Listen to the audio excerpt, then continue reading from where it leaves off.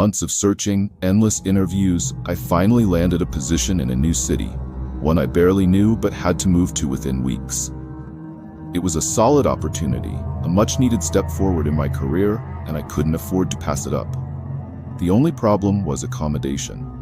Finding a place to live on short notice in an unfamiliar city was a nightmare. Every decent listing I found was either out of my budget, already taken, or required an impossible number of references and deposits.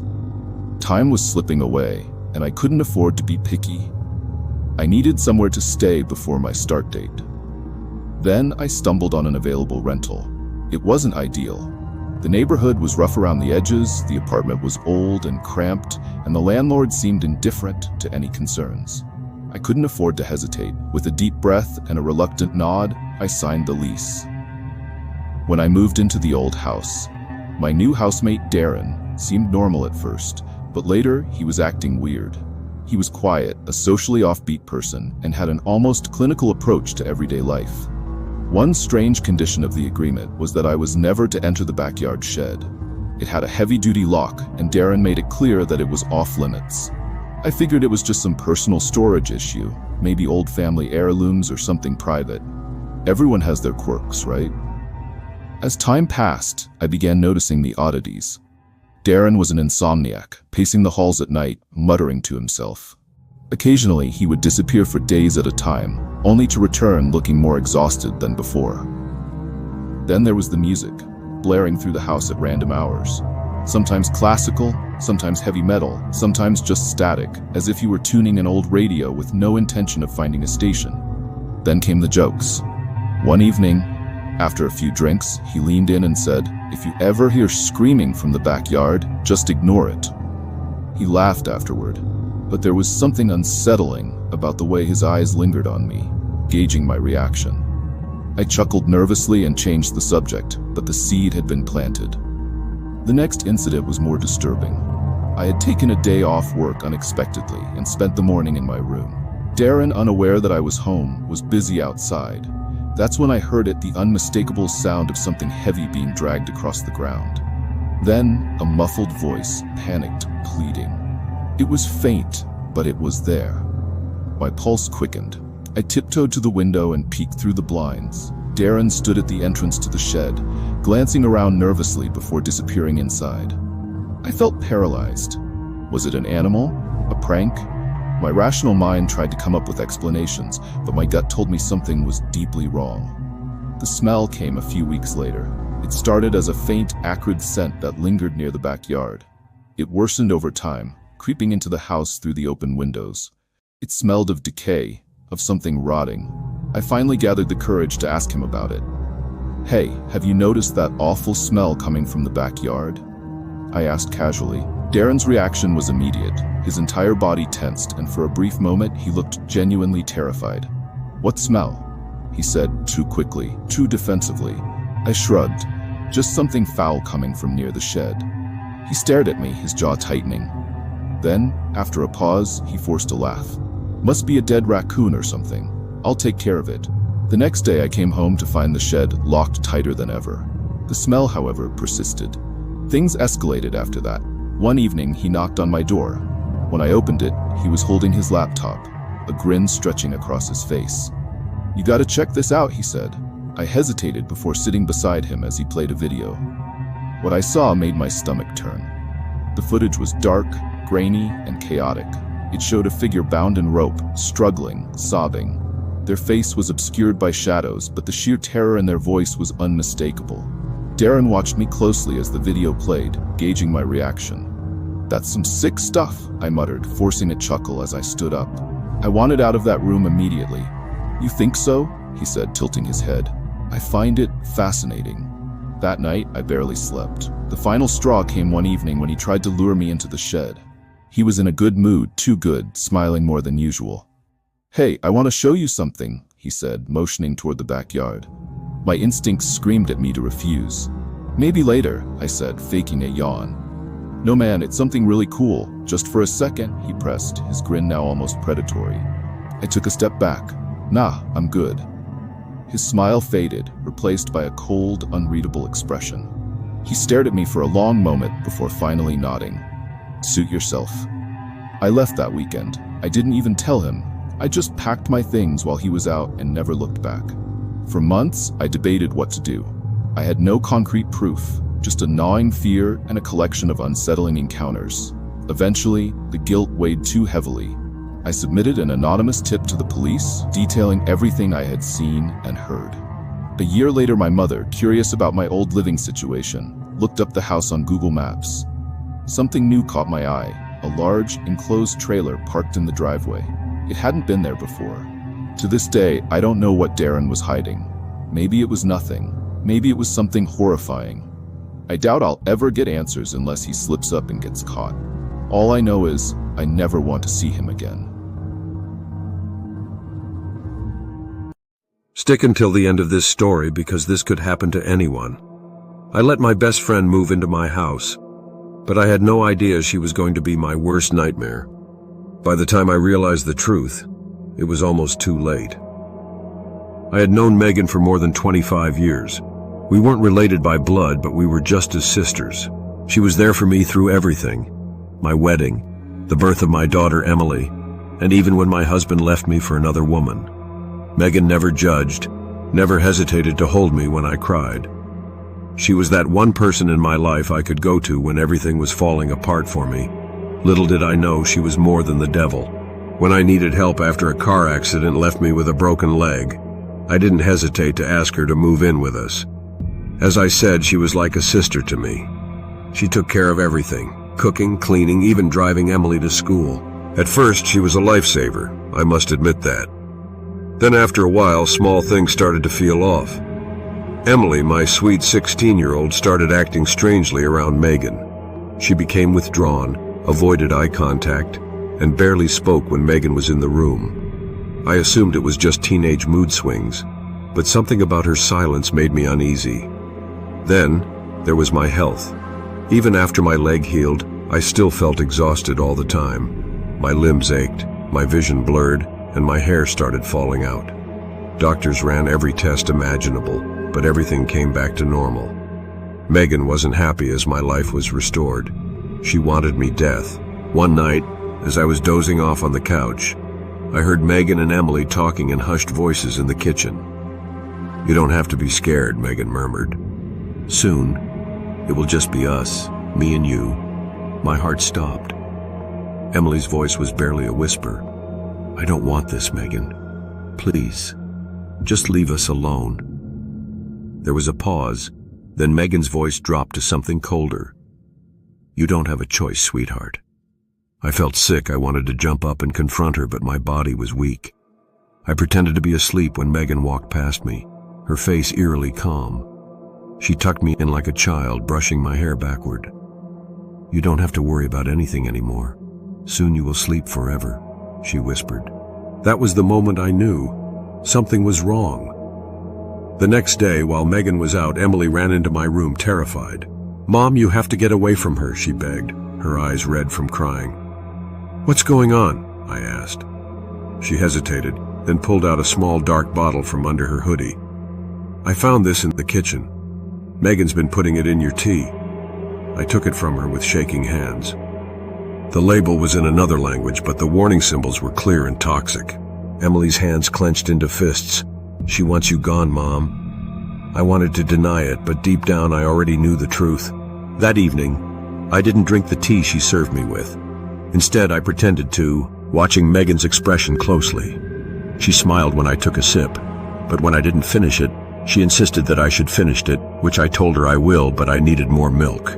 Walking to the kitchen, I pour the tea into the sink and wash it away, panicking and wondering why my best friend, who I have known for more than 25 years, would want me death. The next day, she'd drop off my daughter at school. I sneak into her room, went into her dowry, and discover how she was determined to destroy me naturally, or through some mystical powers from the underworld. She was responsible for the accident I had. Her reason was, throughout all the years, I've been that one person who always get what I want. Life has always been favorable for me. My life in order. A good job at the time. Got married. Had kids. Even though my husband later divorced me.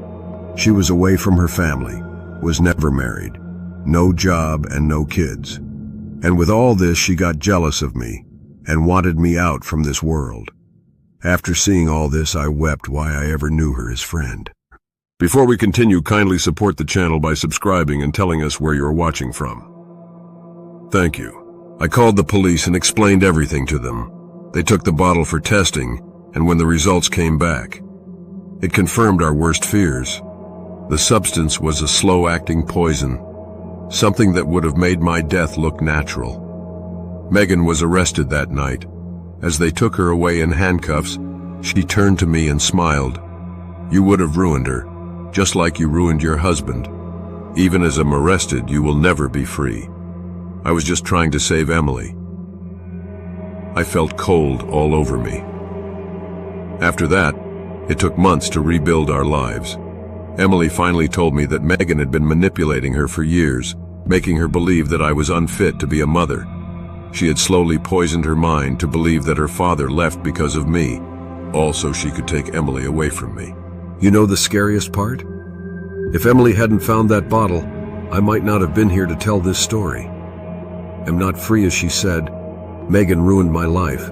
I can't close my eyes at night without seeing Megan's face smiling. For weeks after Megan's arrest, I couldn't handle the trauma. The words kept lingering on my mind.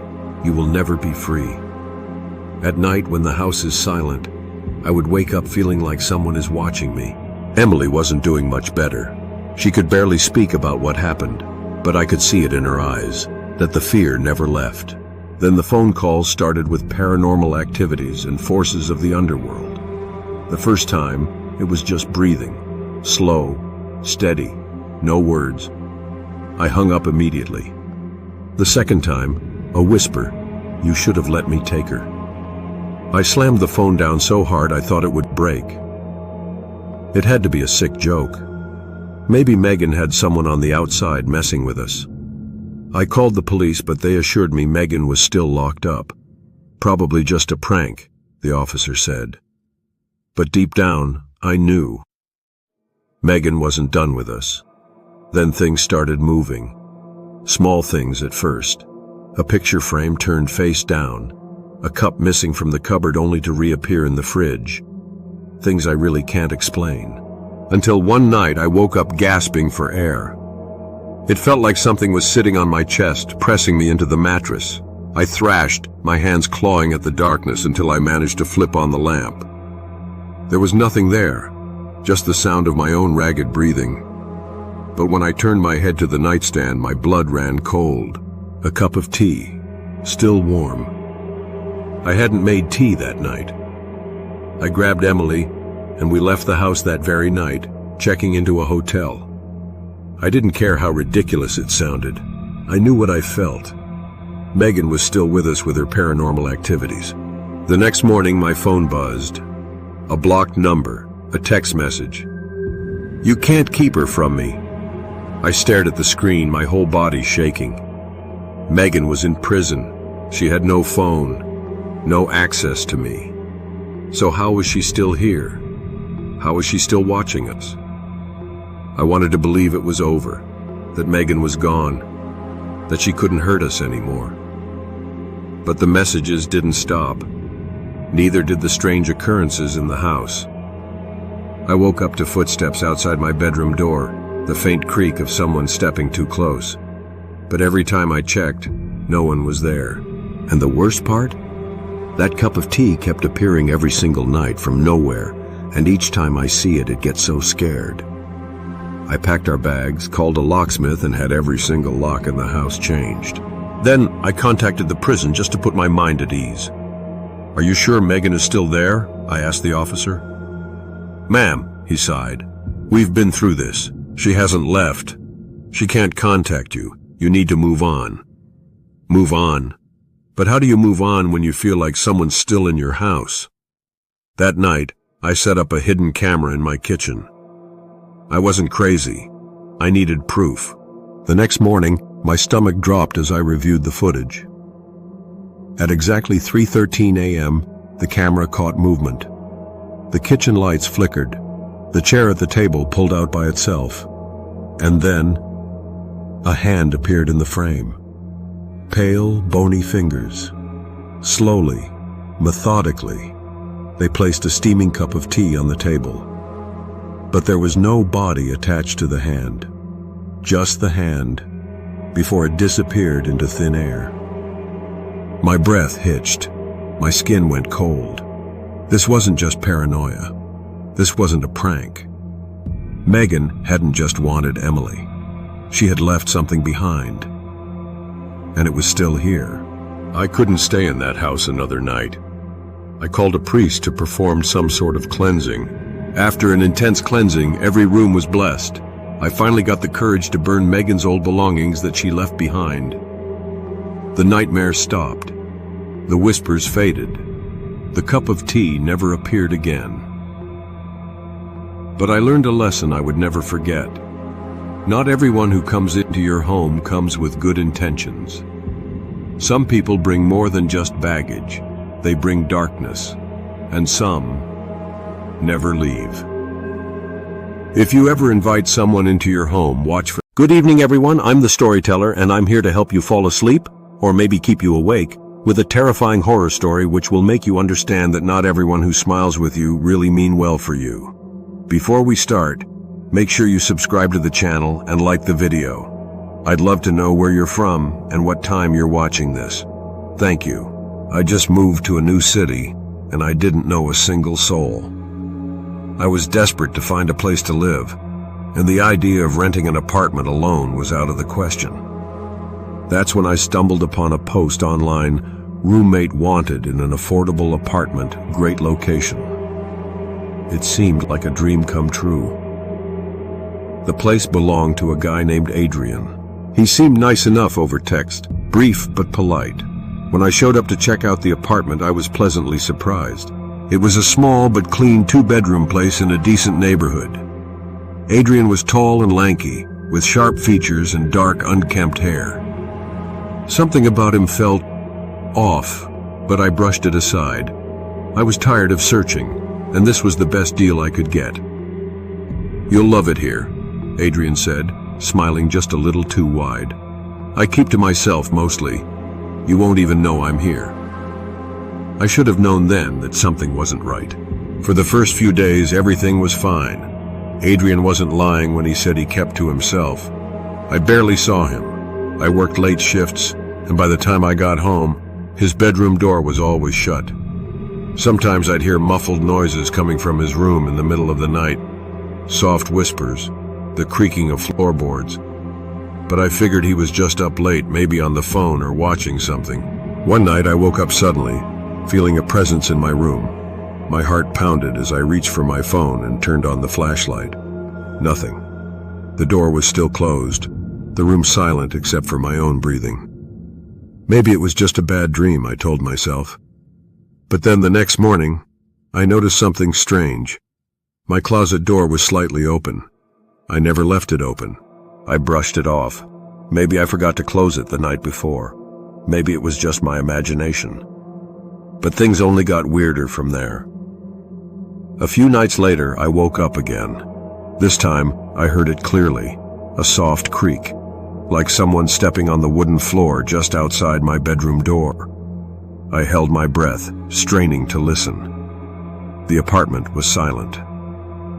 Then, a whisper, low, almost imperceptible. I sat up slowly, rubbing my eyes. Maybe Adrian was just getting a glass of water. "Adrian?" I called out, my voice groggy. No response. I sighed and grabbed my phone, turning on the flashlight. I scanned the room, landing on the closet door, open wider than before. I frowned. Had I forgotten to close it again? Shaking my head, I stood up, walked over, and pulled it shut. "I need to stop scaring myself," I muttered, climbing back into bed. Just as I was about to drift off, I heard something else. A soft click, like a door gently latching. But this time, I was too tired to care. Maybe it was nothing. The next morning, I decided to mention it to Adrian over breakfast. He was sitting at the small kitchen table, stirring his coffee absent-mindedly. "Hey," "Do you ever hear strange noises at night?" I asked, trying to keep my tone casual. He paused for a moment before shaking his head. "Nope, I sleep pretty deeply." I nodded, unsure how to respond. Maybe I really was overthinking things. As I poured my own coffee, Adrian spoke again. "Did something happen?" "Not really," I said, shrugging. "Just thought I heard footsteps outside my door." He let out a short chuckle. "Maybe it's the building settling.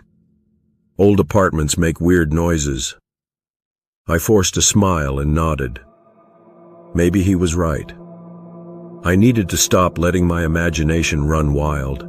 For the next few nights, I tried to ignore the sounds, the soft creaks, the occasional whisper-like noise. I told myself it was just the usual sounds of an old building. Then one night, as I lay in bed, I heard something different.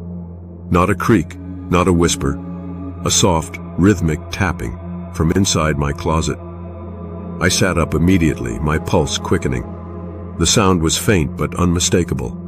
Tap, tap, tap, like someone gently knocking. I stared at the closet, frozen in place. I had closed it. I was sure of it. Holding my breath, I reached for my phone and turned on the flashlight. The small beam of light illuminated the door. I swallowed hard and forced myself to stand. With slow, careful steps, I walked toward the closet. My hand trembled as I reached for the knob. I took a deep breath and pulled the door open. Nothing. Just my clothes, hanging neatly. The shelves, untouched. I let out a shaky laugh. "Get a grip," I muttered, shutting the door once again. But as I turned back toward my bed, I noticed something I hadn't before. A single footprint, right in front of the closet. And it wasn't mine. That was it. I couldn't ignore it anymore. The next morning, I confronted Adrian directly. "Listen, something is going on in this apartment. I keep hearing noises, and last night I found a footprint by my closet. A footprint that wasn't mine." He stared at me for a long moment before sighing. "I was hoping you wouldn't notice." My stomach dropped. "Notice what?" He hesitated, then finally said, "The last tenant. He never really left." I felt a chill run down my spine. "What do you mean?" Adrian stood up and walked over to the hallway closet. He pressed a hand against the back panel, and to my horror, it creaked open, revealing a hidden passageway leading to a dark, narrow space. "He was obsessed with staying here," Adrian continued. "I thought he was gone, but..." He shook his head. "Maybe he never really left after all." I didn't stay to find out. That night, I packed my bags and left. I didn't care about losing my deposit. I didn't care about finding another place last minute. All I knew was that I wasn't spending another night in that apartment. And as I walked away, I couldn't shake the feeling that someone was watching me from the closet.